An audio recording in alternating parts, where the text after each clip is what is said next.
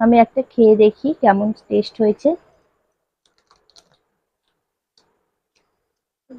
খুব সুন্দর হয়েছে। তোমরাও এইভাবে করে ট্রাই করবে আর সসের সঙ্গে পরিবেশন করবে, দেখবে খুব ভালো হবে। নমস্কার, নতুন আরো একটা ভিডিওতে সবাইকে জানাই স্বাগত। আজকে চলে এসেছি ভিন্ন স্বাদের একটা রেসিপি নিয়ে। বাইরে ভীষণ বৃষ্টি পড়ছে, তাই খুব ভাজাভুজি খেতে ইচ্ছে করছিল। ভাবলাম কিছু চাউমিন রয়েছে, চাউমিন দিয়ে চাউমিন পকোড়া বানানো যাক। চলো তাহলে বানানো যাক। পাত্রের মধ্যে প্রথমে আমি জল নিয়ে নিচ্ছি।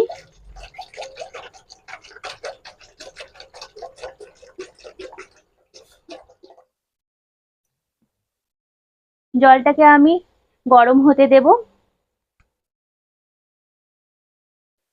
জলটা ফুটছে, এবার আমি দিয়ে দেব চাউমিন গুলো। এইভাবে জলের মধ্যে দিয়ে সেদ্ধ করে নেব।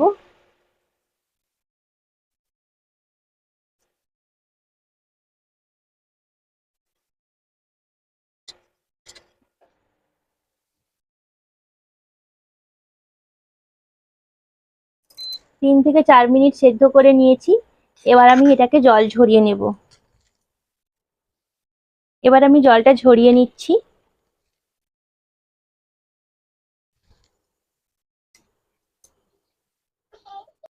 চাউমিনটার জল ঝরিয়ে নিয়েছি। এবার আমি বাকি মশলাগুলো রেডি করে নেব। এবার চাউমিনটা আমি একটা পাত্রের মধ্যে নিয়ে নিয়েছি। এবার দিয়ে দিচ্ছি পেঁয়াজ কুচি,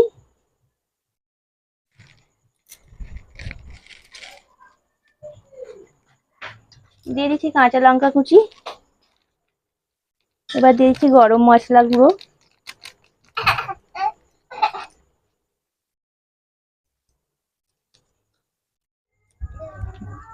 এবার দিয়ে দিচ্ছি ম্যাগি ম্যাজিক মশলা, এটা একটু বেশি পরিমাণেই দিচ্ছি, স্বাদ মতো লবণ, দিয়ে দিলাম ধনে গুঁড়ো, এবার দিয়ে দিচ্ছি জিরে গুঁড়ো,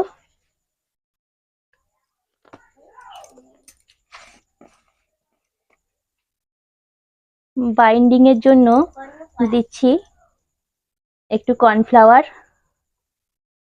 2 টেবিল চামচ মতো দিয়ে দিলাম।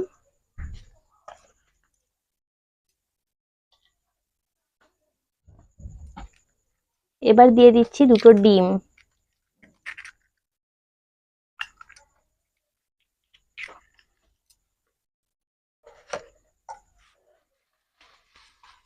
আর এটাকে আমি মেখে নেব খুব সুন্দর করে।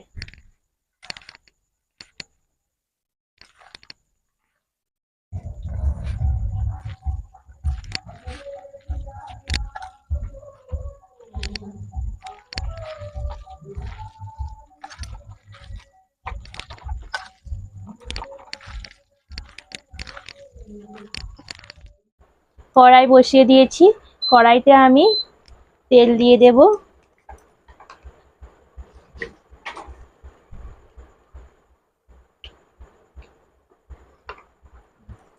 তেল গরম হয়ে গেছে।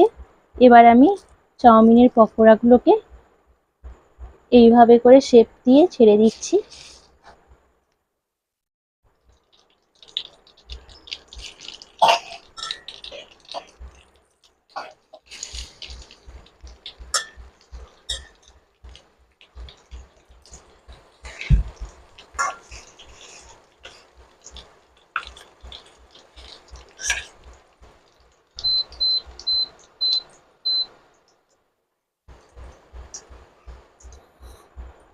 এবার আমি উল্টে পাল্টে খুব ভালো করে এটাকে ভেজে নিচ্ছি।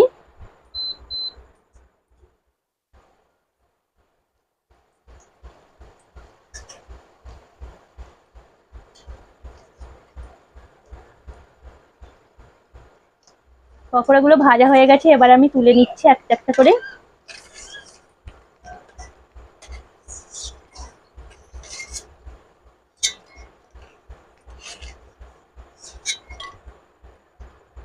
বাকি পকোড়াগুলোও আমি ওইভাবে ভেজে নিচ্ছি।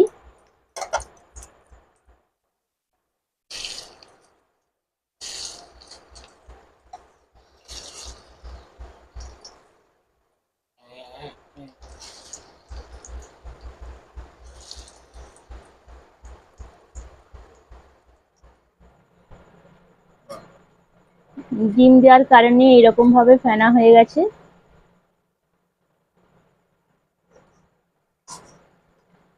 এবার আমি তুলে নেব। খুব ভালো করে ভাজা হয়ে গেছে।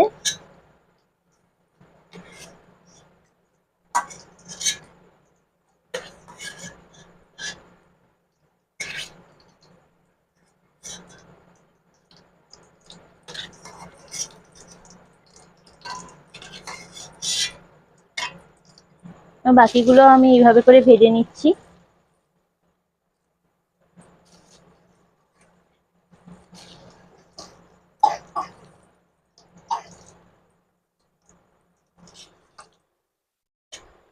বাকি পাকোড়াগুলোও আমার ভাজা হয়ে গেছে, এবার আমি তুলে নিচ্ছি।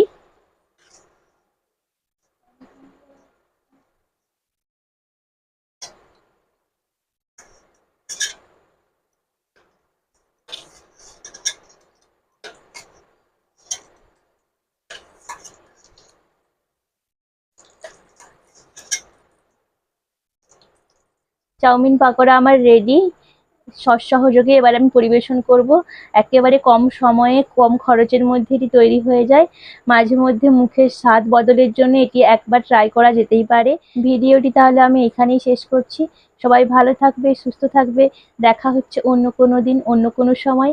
আজকের মতো টাটা।